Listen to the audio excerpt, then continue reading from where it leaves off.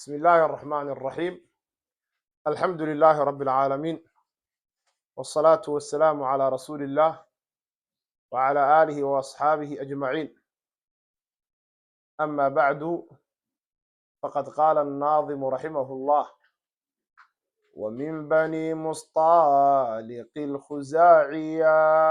أبراك عرس أمنا جويرية، نال بها عشيرها إذ أوسروا ما لم ينله بالنساء معشر،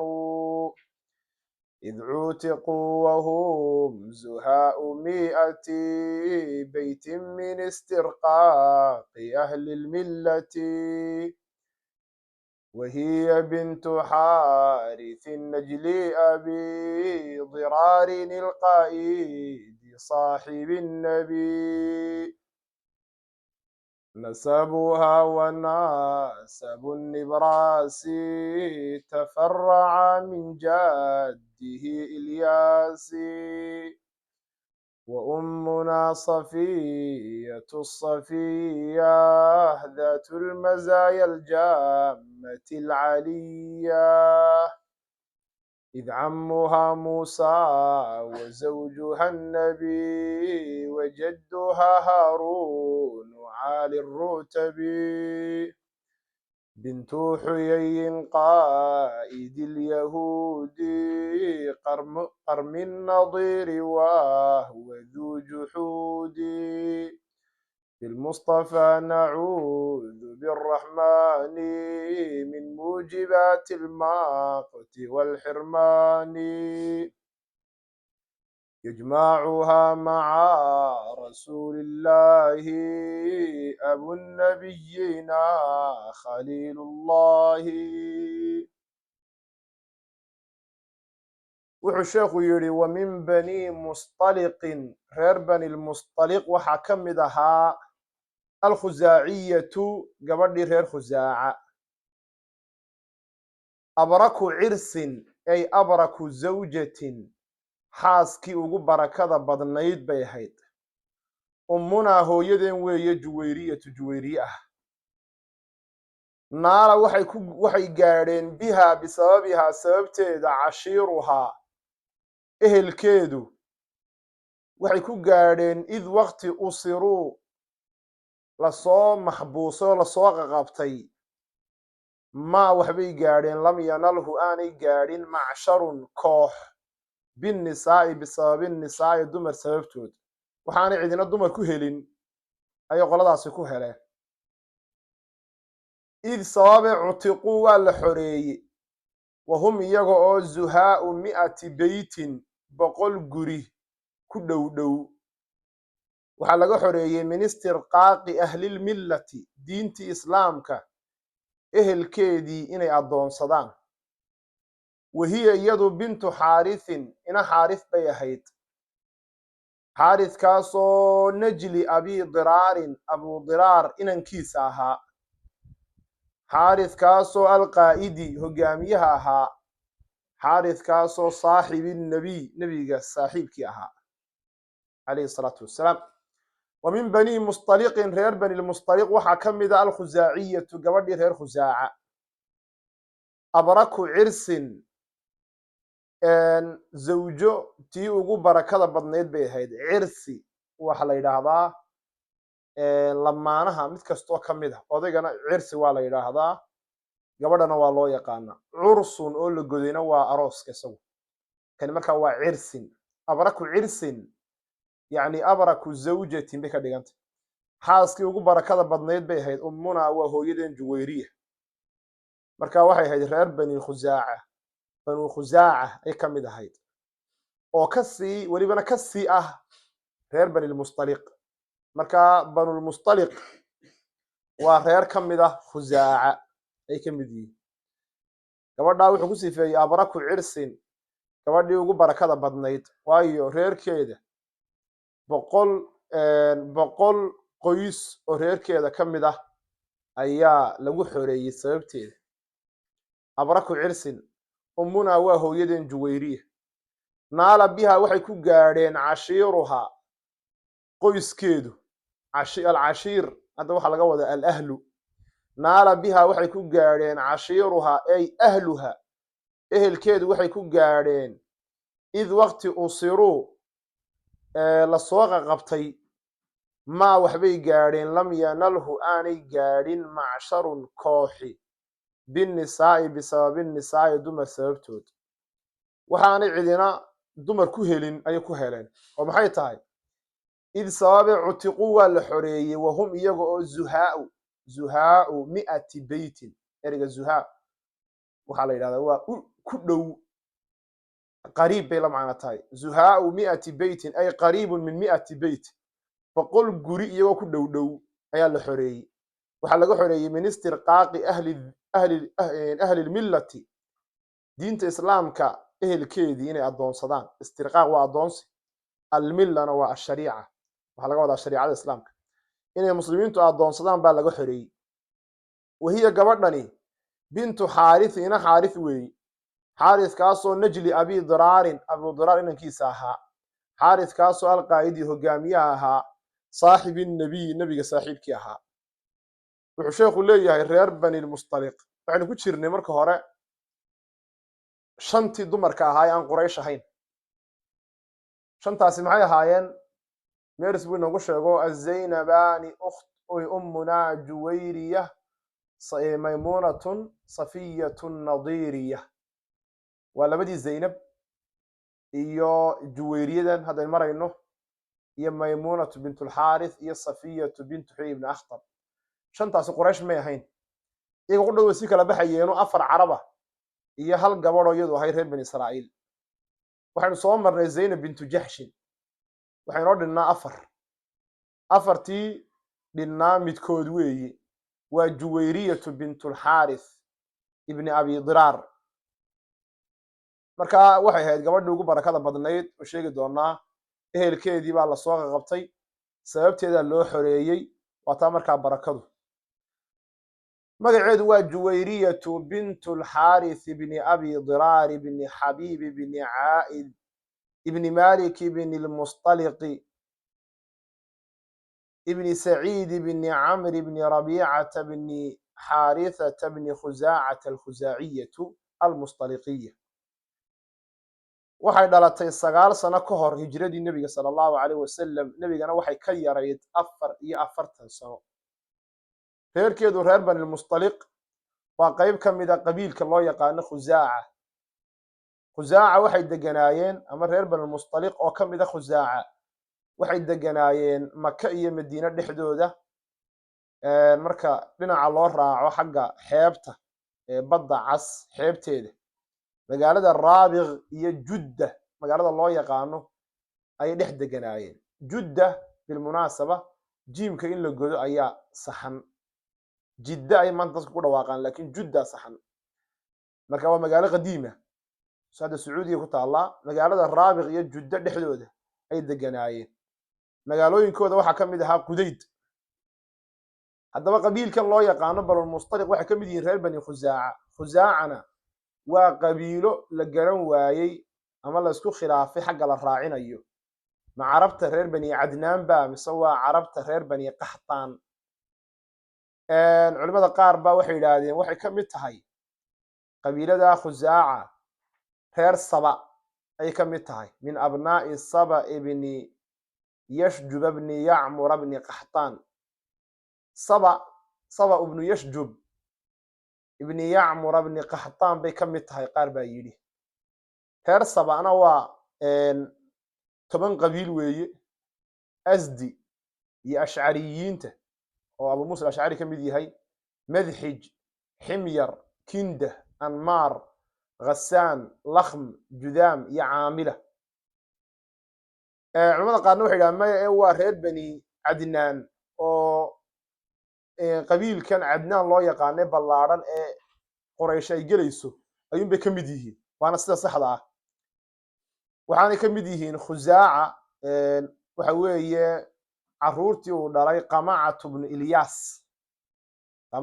ilyaas ibni mudar ibni nazaar ibni macad ibni cadnaan taana waxaa loo dariishaday xadiiska ku yaala saxiixaynka nebigu sala allahu alay slam inuu yidhi camru bnu luxay bni qamacata ibni khindif abuu khusaaca inuu camr ibni luxay ibni qamacata ibni khindif uu ahaa odaygii dhalay khusaaca. marka khindiftuna waa qamaca hooyadii oo waa islaantii dhashaa loogu abtiriyo qamacatu bnu ilyaasna waa aabihi baa loo tiiriya marmarka qaarkood, marmarka qaarna waxaa loo tiiriya hooyadiio waxaa la yihahdaa qamacatu ibnu khindif. marka khindifku waa islaantii dhashay uun qamaca, waa hooyadii. marka marka qaar waxaa lagu odhanaya waa qamacatu bnu khindif, marka qaarna qamacatu bnu ilyaas. halkaasay markaa gelayaan reerkaasi. gabadha khindifna magaceeda waxaa la odhan jiray leyla bintu xulwaan ibni caamir alqudaaciya. haddaynu dib ugu noqono qisada juwayriya, nebiga calayhi salaatu wasalaam magaalada madiine jooga waxaa soo gaadhay warar tilmaamaya reerka loo yaqaano reer banilmustaliq oo ka mida reer khusaaca inay isu urursanayaan inay ku soo duulaan muslimiinta. nebigu calayhi salaatu wasalaam wuxuu u diray burayd bnu lxusayb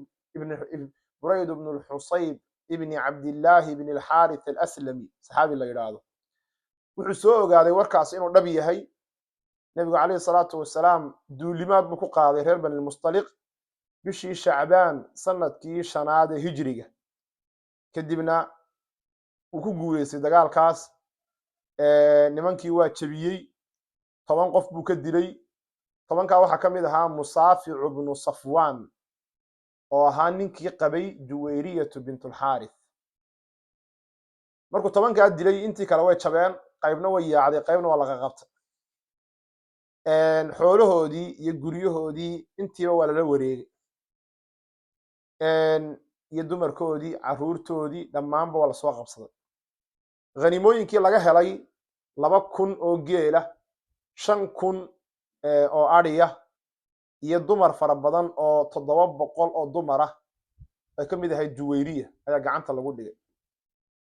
dagaalka waxaa loo yaqaanaa ghaswatu almuraysiic. waxay kaloo caan ku tahay ghaswatu banilmustaliq. ragna waa la qabtay, dumarna waa la qabtay, caruurna waa la qabtay. juwayriya waxay ka mid ahayd markaa dumarkii la qabtay. waxaa nasiib u yeeshay oo ay gacanta u gashay thaabit bnu qays bni shamaas alansaariyu alkhasrajiy, saxaabigii loo yaqaanay oo ahaa afhayeenkii nebiga sala allahu caleyh wasalam. markaasay ku tidhi waan isxoreynayaaye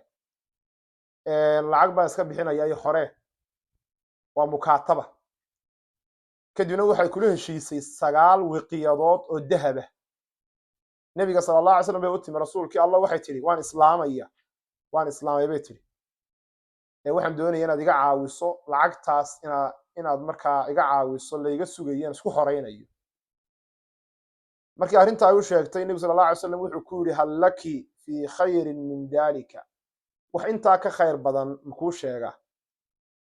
waxay ku tiri oo muxuu yahay? wuxuu ku yidhi aqdii canki nujuuma alkitaabati wa atazawajuki, lacagtaa lagaa rabo ayaan kaa bixinaya waanan ku guursanayaa buuri. waxay tidhi haa. kadibna wuxuu ka bixiyey lacagtii 400 oo dirhamna wuxuu uga dhigay meherkeedii. reerkeedii wixii laga hayeyna wuu xoreeyey, wuu u fasaxay. sidaasaa markaa ay u noqotay gabadh barako badan. dhammaantoodna way islaameen markii arrinta ay la yaabeen. waxaa laga soo wariyey juwayriya inay tidhi nebigu sala allahu caleyh wasalam intaanuna soo weerarin ka hor 3 habeen ka hor ayaan ku riyooday iyada oo dayaxu uu ka soo dhaqaajiyey tuulada yathrib oo magaalada madiine ah ilaa dhabtayda uu ku dhacay. kadibna inaan cid u sheego ilamay muuqanin bay tidhi. markii waxay tidhi nala soo qabtay, aan maxaabiisna laga dhigay, nala soo qabtay, ayaa waxay tidhi aan rajeeyey inaan riyadii arko tafsiirkeedii, ilaa ay dhacday baa nebigu sala allahu alay wasalam inuu i xoreeyey isla markaana uu i guursaday bay tidhi. abraku cirsin buu ku sifeeyey guurkii ugu barakada badnaa, waayo waxaa loo xoreeyey qoyskeeda 100 qoys oo reerkeeda ka mid ah. 100 qof maaha, waa 100 qoys oo ka mid a reerkooda ama qabiilkeedii ayaa sababteeda loo xoreeyey.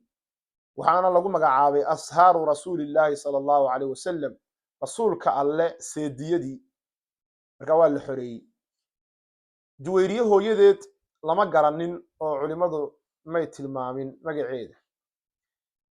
nebiga sala allahu calayh wasalam hortii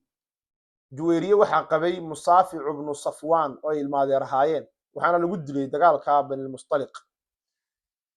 waa inuu magaciisu ahaa musaaficu bnu safwaan, waa siduu rajaxaya alxaafid ibnu xajar. culimada qaarna waxay yidhaahdeen waxaa la odhan jiray cabdullah. saxiixu muslim waxaa ku sugan in juwayriye magaceedu marka hore uu ahaa barra, oo magacaa uu ka bedelay nebigu sala allahu calayh wasalam, uu u bixiyey juwayriya. juwayriye aabaheed oo ah alxaarisu bnu abi diraar ayaa oo ka mid ahaa dadkii dagaalka ka yaacay ee cararay, ayaa markii uu maqlay inantiisii in la qabtay ayuu soo kixiyey dhowr halaad si inantiisa uu uga bixiyey madax furasho oo uu soo furto. markuu magaalada madiine u dhow yahay uu marayo tog la yidhaahdo caqiiq, ayuu halihii dib u eegay. 2 neef oo ka midaba aad u cajabiyey. naftiisu waxay quuri weyday 2 neef inuu bixiyo inantiisa uu markaa kusoo furto. markaa 2dii ayuu ku reebay meel ka mida toggaas. intii kale uu soo kixiyey magaalada madiine ayuu keenay. wuxuu yidhi isagoo markuu la kulmay nabi wuxuu ku yidhi waxaan ahay buu yidhi alxaaris ibnu abi diraar, waxaan u imi inantayda aan madax furasho ka bixiyo. nebi sal slam wuxuu ku yidhi ayna albaciiraani aladaani taraktahumaa bilcaqiiq, 2dii neef ee geel ahaa aad ku reebtay togga caqiiq maye. markaasuu yidhi rasuulkii allah waxaan qirayaa inaad rasuul tahay buui, waayo cidimay ogeyn, cid kaloo la ogeyd may jirin buu leeyahy, ee waxyi baa loogu sheegay. saasuu markaa ku islaamay. si awgeed muxuu ku magacaabay? wuxuu yihi ibni abi diraarin, wuxuu yihi waxa weeye abi diraarin ilqaa'idi saaxibi nnabiy. wuxuu ku sifeeyey inuu ahaa xaaridkaasi, wahiya bintu xaaris najli abi diraarin ilqaa'idi saaxibi nnabiy, inuu ahaa hogaamiye isla markaa uu ahaa nabi sal slam saaxiibkii, yani wuu islaamay buu leeyahy. juwayriya waxay geeriyootay sanadkii taariikhdu ay ahayd 50kii hijiriga ayay magaalada madiine ku dhimatay. culamada qaarna waxay yidhahdeen 56kii hijiriga. waxaana ku tukaday amiirkii magaalada madiina marwaan ibnulxakam ayaa ku tukaday. nebiga sala allahu alay slam waxay la nooleyd 5 sano, isaga dabadiina waxay sii nooleyd 45 sano. 7 xadiis bay soo warisay. hal xadiis oo bukhaari uu la gaar yahay iyo 2 xadiis oo la gaar yahay muslim ayaa ka mid ah. dadka wax ka wariye waxaa ka mid ah cabdullaahi ibnu cabbaas, cabdullaahi ibnu cumar iyo jaabir ibnu cabdillaah. wuxuu yihi nasabuhaa wa nasabu nibraasi tafaracaa min jaddihi ilyaasi. nasabuhaa nasabkeeda wa nasabu nibraasi iyo faynuuskii nasabkiisu tafaracaa waxay ka farcameen min jaddihi awowgii ilyaasi ilyaas ah. nasabuhaa nasabka juwayriya wa nasabu nibraasi iyo faynuuskii nasabkiisu. annibraas almisbaax weeye, waxaan uga jeedaa nebiga sala allahu calayh wasalam, oo nebigu dee faynuus iftiimayo weeye, oo lasoo eeganayo oo lagaga dayanayo hanuunka iyo wanaagga. nasabuhaa nasabkeeda wa nasabu nibraasi iyo nasabkii nebiga sala allahu alay slam, nebigii iftiinka badnaaye faynuuska ahaa. 2daa nasab tafaraca waxay ka farcameen min jaddihi awowgii ilyaas ah, oo iyaduna waxay gelaysaa qamacatu bnu ilyaas ayay maraysaa nasabkeedu. nebiguna sala allahu calayh wasalam wuxuu marayaa ibni mudar ibni nazaar ibni macad, wuxuu marayaa waxa weeye annadr ibnu kinaanata bni khusaymata bni mudrikata bni ilyaas, waa mudrikata bni ilyaas. iyaduna maxay maraysaa qamacatu bni ilyaas, marka ilyaas baa kulmiya. ayib, xagga fadaaisheeda waxaa ka mid ahaa inay ahayd gabadh cibaado badan oo dikri badan oo xus badan bay ahayd baa layidhi. waxaa ka mid a fadaaisheeda nebigu sala allahu alay slam magaceedii inuu bedelay oo barra ka bedelay uu bixiyey juwayriya. wa ummunaa safiyatu safiya daatu lmazaaya aljammati alcaliya id camuhaa muusaa wa zawjuha annabiy wajadduhaa haaruunu caali rutabi bintu xuyayin qaa'idi lyahuudi qarmi nnadiiri wahwa duu juxuudi bilmustafaa nacuudu biraxmaani min muujibaati almaqti walxirmaani. wa ummunaa hooyadeen hadda waxaynu maraynaa waxaan ku jirnaa dumarkii aan quraysh ahayn labayn soo marnay zaynab bintu jaxshin iyo juwayriyatu bintu alxaarith ibni abi diraar waa gabadhii saddexaad oo ka mid a dumarkii aan qurayshta ahayn si kale haddii loo dhigana gabadhani waa gabadha keliya ee aan carab ahayn wa ummunaa hooyadeen safiyatu safiyaahi safiyadaasoo assafiyatu tii la doortay ahayd safiyada hore waa magaceeda kan dambana waa la doortay oo nebiga sal slam baa doortay oo wuxuu ka dhex doortay dadkii maxaabiista ahaa ee khaybar soo qabtay wa ummunaa hooyadeen safiyatu safiyaahi safiyadaasoo assafiyatu la doortay daatulmasaayaa waa tii sifooyinka dheeraadka u saaxiibka ahayd daatulmasaaya waxyaabaha ay la gaarka tahay tii u saaxiibka ahayd weeyi almasaaya waa jamcu maziyatin maziyadu waxa weeye sifada qofku la dheer yahay cidda kale daatulmasaayaa sifooyinka dheeraadka tii u saaxiibka ahayd weeyi gabadh waxa weeye sifooyinkaasoo aljammati fara badnaa alcaliyati oo sarreeyey sababta uu ammaanaya maxay tahay ama sifooyinku sheegaya muxuu yahay isagaa caddayn doona wa ummunaa hooyadeen safiya safiyaahi safiyadaasoo assafiyatu la doortay daatulmasaayaa waa tii u saaxiibka ahayd sifooyinka dadka ay la dheer tahay waxyaabaha ay la dheer tahay oo aljammati faraha badnaa oo alcaliyati sarreeyey sababtuna waxay tahay id sababe cammuha adeerkeed muusa nebi muuse weeye calayhi salaam wa zawjuhaa ninkeeduna annabiy nebiga weeye sala allahu alay wasalam wa jadduhaa awowgeedna haaruun weeye nebi haaruunkaasoo caali rutabi darajooyinkiisu ay sarreeyaan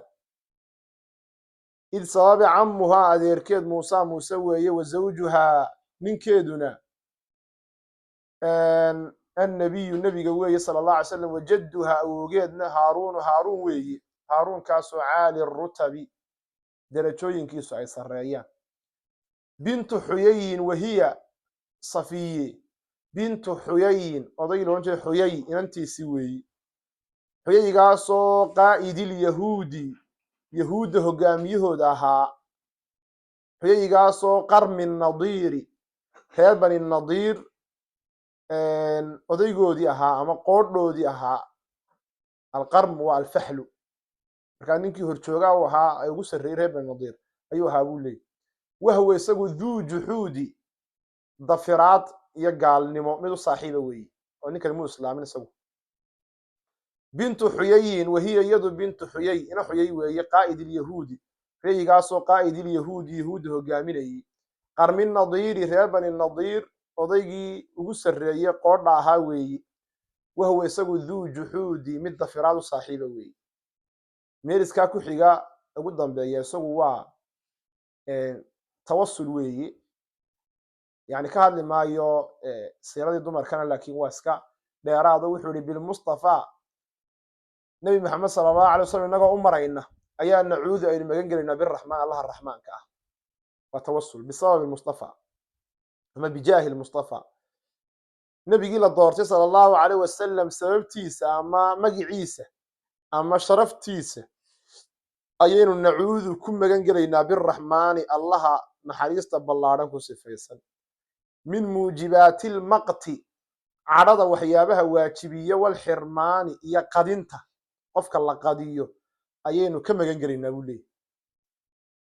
arrintaa ku saabsan tawasulka waa inagii hore usoo marnay bilmustafaa iyo bartan ka cabiro wa tawasul meelo kalena waynu soo marno bihina yaa quduusu qadis nafsi waa kii lahaa iyo meel kaleba marka waxba hadda ku celimayna warkeeda gabadhan safiya waa gabadha keliya ee ka mid ah reer bani israa'iila nebigu uu guursaday sala allahu caleyh wasalam 10 dumara ayaa carab ahaa inta kalena midda kale soo hadhayna waa gabadh keliyabe iyadu carab may ahayna waxay ahayd reer bani israa'iil waana tii weeyi waa safiyatu bintu xuyay ibni akhtab ibni sacyata bni thaclaba oo gabadhani markaa waa reer bani nadiir bay ka mid tahay وصفية بنت حيي بن أخطب بن سعية بن ثعلبة بن عبيد بن كعب بن الخزرج بن أبي الحبيب ابن النضير reer bani nadiir waxaana gelaysaa tafiirtii iyo tarantii nebi haaruun calayhi salaam ayay ka mid tahay marka kor loo dhaafo nebi haaruunna waxay maraysaa tafiirtii laawi ibni yacquub ibni isxaaqa ibni ibraahim alkhaliil oo nebi yacquub inamadii uu dhalay ee dhowr iyo tobanka ahaa waxaa ka mid ahaa laawi ibni yacquub weeye marka waxay ka mid tahay min sibti laawi ibni yacquub ibni isxaaqa ibni ibraahim alkhaliil waxay dhalatay 10 sano ka hor hijrada nebiga sala allahu caleyh wasalam taarikhdu markay ahayd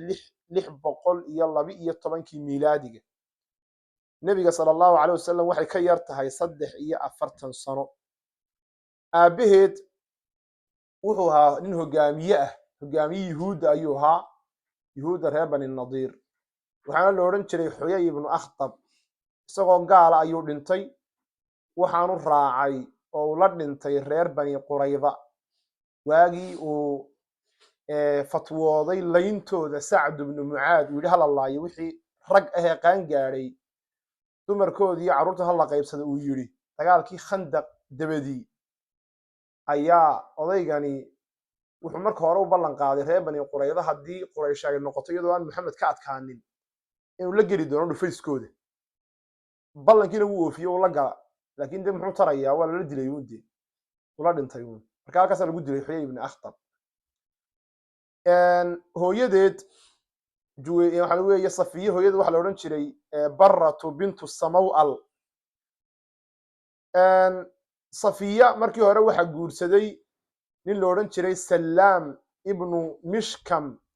ibni abilxuqayq oo yuhuudiya haddana intuu ka tegey faraa ka qaaday buu guursaday gabadh kale oo la yidhahdo zaynab bintulxaarith waana gabadhii sumaysay ee neefka suntaa u keentay nebiga sala allahu caleyh wasalam dagaalkii khandaq dagaalkii khaybar gabadhii nebiga sal slam sunaysay bay ahayd taasuu guursaday juweyriyana uu ka tegey odaygii salaam ahaa ee juweyriye qabay ee ka tegey waxaa la dilay sanadkii 6aad ee hijriga ayaa la dilay waxaa lagu dilay gurigiisa oo waxaa dilay 5 wiil oo ka mida ansaar oo reer madiine ahaa baa dilay waxaanay u dileen odaygani salaam ibnu mishkam ibni abilxuqayq wuxuu ka mid ahaa dadkii gaalada ku soo diray nebiga sala allahu caleyh wasalam ee quraysh iyo reer bani khatafaan iyo soo kiciyey ayuu ka mid ahaa dagaalkii khandaq markii la dilay odaygaas kadib waxaa guursaday safiya nin kalaa guursado loo yaqaano kinaanatu bnu rabiic ibni abilxuqayq alyahuudi oo kii hore wax isu yihiin ninkaana isagana khaybar baa lagu dilay markii dagaalkii khaybar dhammaaday kadib ayaa waxaa loo dilay 2 sababood ugu horreyn wuxuu qariyey kaydkii reer bani nadiir buu qariyey oo uu dafiray inuu og yahayna wuu dafira arrinka labaad loo dilayna wuxuu ahaa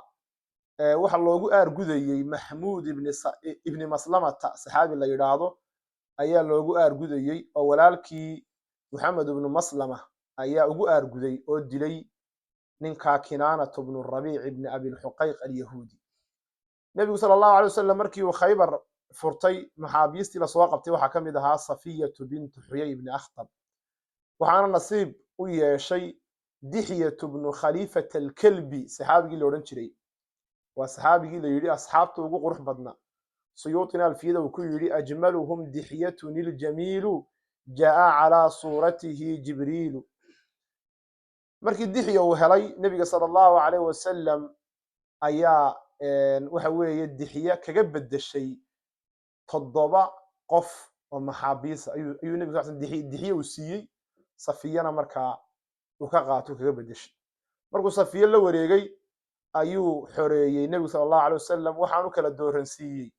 inay islaamto iyo inay sii ahaato yuhuudiyad waxaanay dooratay islaamnimada markaasuu nebigu sala allahu caleyh wasalam uu xoreeyey waxa weeye isla markaana uu ka dhigay xornimadeedu uga dhigay ayuu markaa ka dhigay meherkeeda oo meher wuxuu uga dhigay inuu xoreeyo uun inay xor noqoto ayaa u mehera walka laga qaatay marka culimadu ay ka daliishadaan meherku inuu noqon karo manfaca wax waxtar leh laakiin aan la taaban karin marka de wax cunto iyo lacagtoona ma aha xoreynteeda ayaa laga dhigay meher nabiga sallallahu alayhi wasallam gabadha safiya ah waxa u soo diyaarisay sulaym gabadhii la oran jiray oo ahayd gabadhii dhashay Anas ibn Malik radiyallahu ta'ala anhu meel la yiraahdo as-Sahba oo magaalada Madiina iyo Makka Madiina iyo Khaybar u dhaxaysa ayuu nabigu sallallahu alayhi wasallam kula aqal galay waxaan u sameeyay duco alla bari buu sameeyay xays iyo timir lagu cunay xayskoo laga sameyn jiray timir iyo subag iyo caana fadhi la isu geeyay Safiya waxa u ahayd kunyo Yahya markii magaalada Madiina ay timi Safiya waxay ku degtay gurigii Haritha ibn Nu'man al-Ansari saxaabigii la oran jiray dumar markaa ansaareed baa u yimi iyagoo daawanayo eegaya Aisha soo dhex raacday dumarka iyadoo naqaaban wajiga soo xidhatay waxay u timi say u aragtay gabadhan cusub soo guursaday nabiga sallallahu alayhi wasallam markii aragtay noqotay iyadoo sii socota buu arkay nabiga sallallahu alayhi wasallam kadib nabigu soo gaaray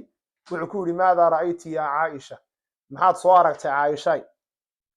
waxay tiri yahuudiya iyadoo hinaasan waxaan soo arkay bay gabadh yahuudiyada yani ammaan iyo hawlaha laga sugi maayo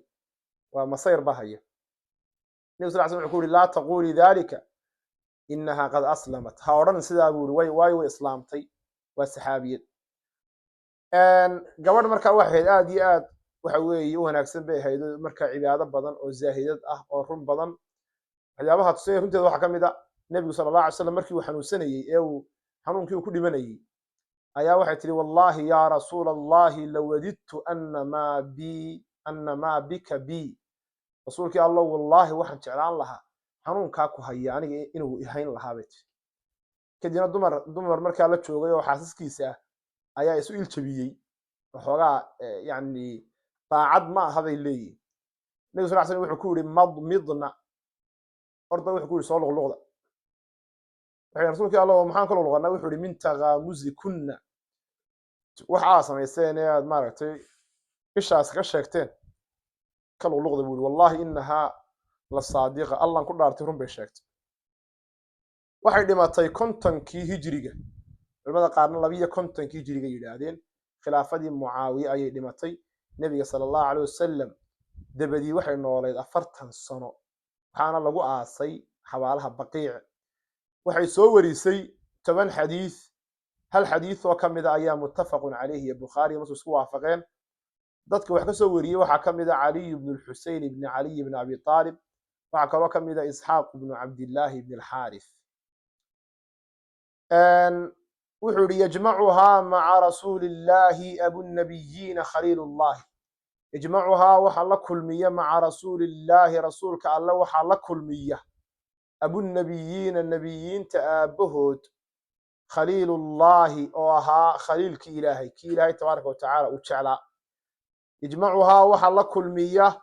ma'a rasuulillahi sallallahu alayhi wasallam rasuulka allah waxa la kulmiya abu nabiyyin nabiyinta ama anbiyada aabahood khalilullah khalil weeyaan gabadha waxa la yiraahdaa waa gabadha ugu fog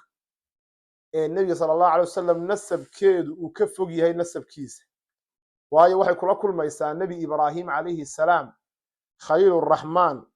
ayay kula kulmaysaa alayhi salaam waana gabadha ugu fog maxay ahayd gabadha ugu dhoweyd Khalid Aisha may sheekh Xamso رملة بنت أبي سفيان حبيبة أحسنت مركات وقت وقفك رملة ودويديو واحد مركا واحد هذا رملة بنت أبي سفيان صخر بن حرب بن أمية بن عبد شمس بن عبد مناف بن قصي بن كلاب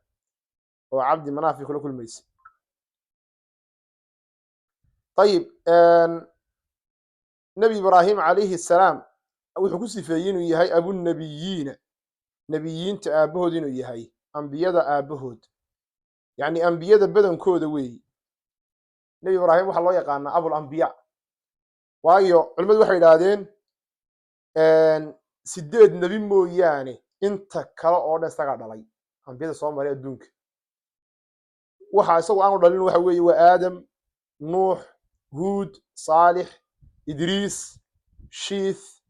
luut iyo yuunus هم آدم نوح وهود وصالح وإدريس شئث ثم لوط ويونس kuwaasaa marka aanu dhalin inta kale laakiin isagaa dhalay abunabiyiina nebiyiinta aabahood weeye khaliilullaahi ammaanaheeda waxaa ka mid a inay tahay nebi inantii oo nebi haaruun bay gelaysaa isla markaa ay tahay adeerkeedna uu nebi yahay oo nebi muuse waayo haaruun iyo muuse walaalahaa marka markii haaruun gasho nebi muuse muxuu noqonaya adeer buu noqonaya isla markaa ammaanaheeda waxaa ka mid a inay tahay zawjatu nebiyin ay u dhaxday nebi maxamed sala allahu alay wasalam waana gabadh saadiqo ammaanada waxaa ka mid ahaa nebi sal ly slam inuu ku sheegay inay tahay wallahi inahaa la saadiqa markay tiri rasuulkii allah waxaan jeclaan lahaa xanuunkaa kugu sugan inuu aniga igu sugan jeclaan lahaa nebi sal ly slam wuxuu run bay sheegaysaa buuri halkaa inoogu joogo wallahu subxaanahu wa tacaala aclam